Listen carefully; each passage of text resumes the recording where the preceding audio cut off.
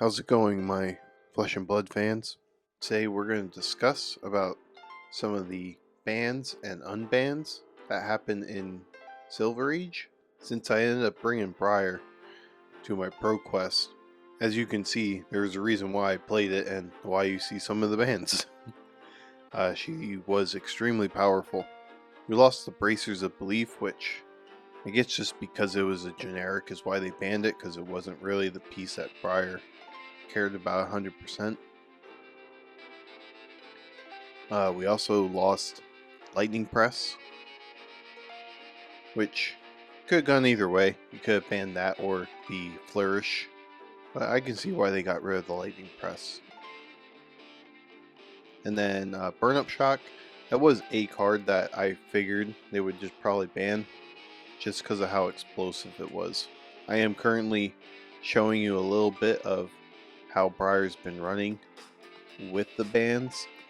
Do gotta mess with the deck a little bit, but I think she's still in a great spot. She's still an explosive Lightning Rune Blade, and she does get support to block with the embodiment of Earths.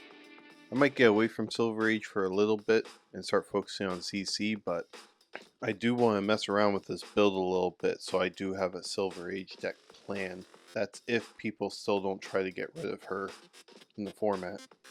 After that, we got Aether Spindle getting banned. Seeing that Blaze is going to be coming into the Silver Age meta, I think it was more focused on that, and then just making Kano like just ever so slightly weaker. I think Kano could have had some more bannings. We also had the Steelblade Shunt, a big, powerful D-React that kind of slows down the Decimator builds, so it's fine. It's nothing extreme. Then we end up getting Sirens of Safe Harbor ban.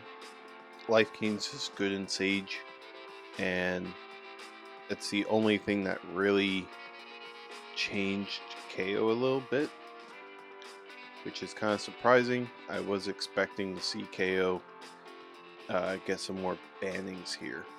It is what it is. I do think he's going to end up being the dominant hero in the format. So now that we talked about all the cards that got banned, which was pretty much just targeted on Briar, we are going to talk about some of the cards that they decided to unban. One was the Amulet of Ice.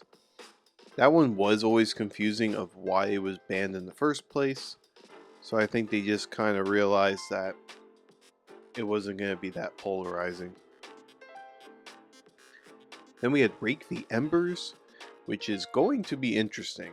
We'll see if Dromai starts becoming some kind of threat in the format, because now she's going to be able to defend a lot better. The last one is going to be Rootbound Carapace. I was actually surprised that they unbanned this card, just because it's a simple, pretty much a 0 for 4.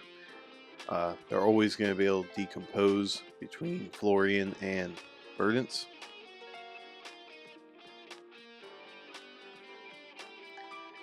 Another thing that is interesting is Briar does get access to this. There is a chance that if she wants to use this, she can for more blocking. I still think Sigil of Suffering is better, but if you want to have some more heavy defense in your inventory, this is actually a pretty good option. Could be a nice blue for you as well. So that pretty much settles it. I do think it helps improve the format a little bit. It is kind of messing with the meta shifts a little, and I think they're going to see how it shakes up before they consider any kind of other bannings with the format. Something that I was surprised that they didn't ban was Pummel, just because it's a nasty attack reaction I don't think needs to be in the format. Also, like everyone else says, KO not losing his beaten trackers was kind of a surprise. Yeah, I think that about does it here.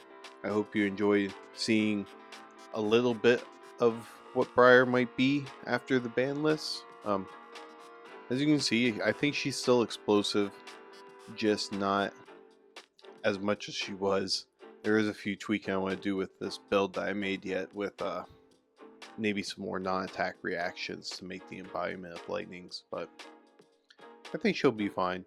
Hopefully she won't get banned in the voting system then, since they toned her down.